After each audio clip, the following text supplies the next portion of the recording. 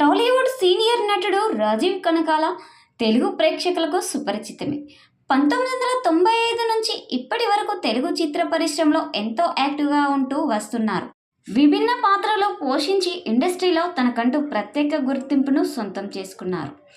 ఇక Rajeev Kanakala south star anchor సుమను తన కెరీర్ ప్రారంభమైన 4 ఏళ్లకే పెళ్లి చేసుకున్నారు. 1999లో వీరి వివాహ వేడుక ఘనంగా జరిగింది.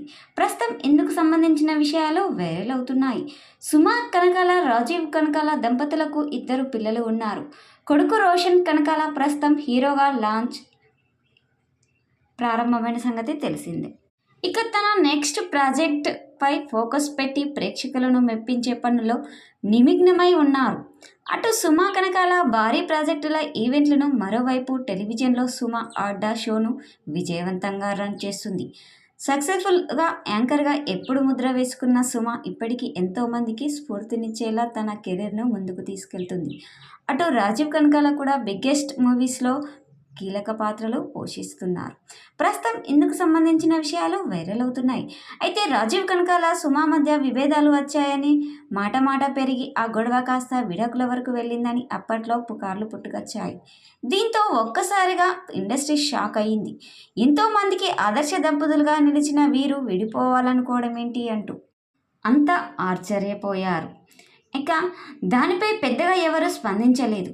సుమ కనకాల మాత్రం వాటిని కొట్టిపారేస్తూ తన భర్తపై పొగడ్తలను వర్షం కురిపించడం ప్రారంభించింది.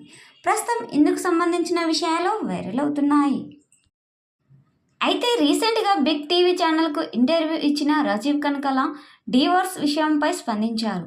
జబర్దస్త్ వర్ష యాంకర్గా రన్ అవుతున్న ఆ టాక్ షోలో రాజీవ్ కనకాలకు, సుమకు మధ్య ఉన్న ఆ ఘర్షణ ఏంటి అనే ప్రశ్న ఎదురయ్యింది. దానిపై రాజీవ్ కనకాల స్పందించారు. అలాంటి ఘర్షణ ఏమీ లేదు అని తెలిపారు. కానీ డివోర్స్ రూమర్లు వచ్చినప్పుడు మాత్రం చాలా బాధేసింది అని చెప్పారు.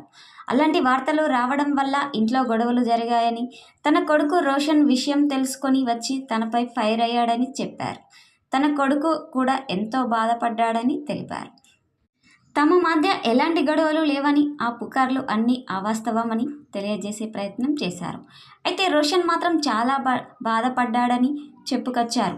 ఇక రాజీవ్ కనకాల చివరిగా mega power star Ram Charan నటించిన గేమ్ చేంజర్ సినిమాలో ముకుంద పాత్రలో నటించారు. ప్రస్తుతం ఇందుకు సంబంధించి